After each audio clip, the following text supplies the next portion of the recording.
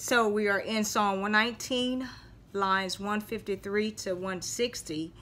And so we're going to be in RESH, the 20th letter of the Hebrew alphabet.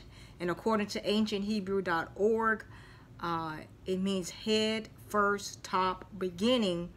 And the word picture is a head of a man. And so remember, Psalm 119 is a wisdom psalm. And it's also an anonymous psalm, or could have been written by Ezra. And so let's go ahead and get started in line 153. Remember, we read the stanza in context, and then we go back and elaborate on it. Consider my affliction and deliver me, for I do not forget your law. Plead my cause and redeem me. Revive me according to your word. Salvation is far from the wicked, for they do not seek your statutes. Great are your tender mercies, O Lord. Revive me according to your judgments. Many are my persecutors and my enemies, yet I do not turn from your testimonies. I see the treacherous and am disgusted, because they do not keep your word. Consider how I love your precepts. Revive me, O Lord, according to your loving kindness. The entirety of your word is truth, and every one of your righteous judgments endures forever. So let's go ahead and elaborate, starting at line 153. Consider my affliction and deliver me, for I do not forget your law. And so here it is. It's like it's almost a continuation from the 19th letter of the Hebrew alphabet. And so now it's like he's just talking, consider my affliction and deliver me. And remember that affliction that, you know, he had from God, because remember he had gone astray, and then he had that affliction, and once he had that affliction, he got in line. And so he said, consider my affliction and deliver me.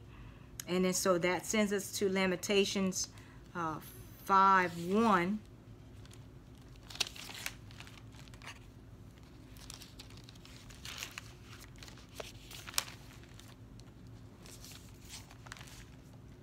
That says, remember, O Lord, what has come upon us. Look and behold our reproach. And so that just a confirmation of that, or corroboration. Remember, O Lord, what has come upon us. Look and behold our reproach. And so that's talking about the review for the need of restoration. And so now he asking God, consider his affliction and deliver him, for I do not forget your law. And so he did not forget what God's law had said, you know, the instruction, that teaching. He did not forget that. And then so 154, plead my cause and redeem me. Revive me according to your word. And here's that revive again that he had started talking about in the 19th letter. And so revive means to live again more vigorously.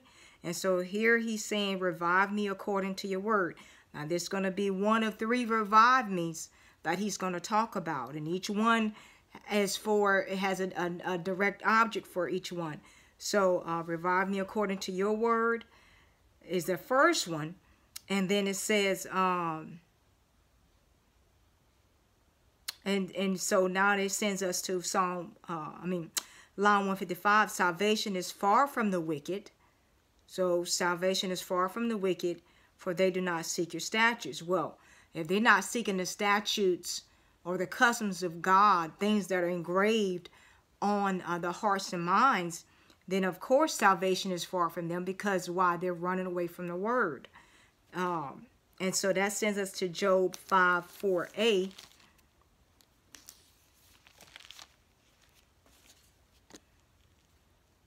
For A, that says 5:4a, his sons are far from safety.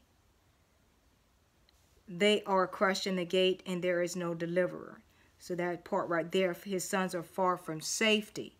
And so whenever you know, you fall away from God, you don't have no safety.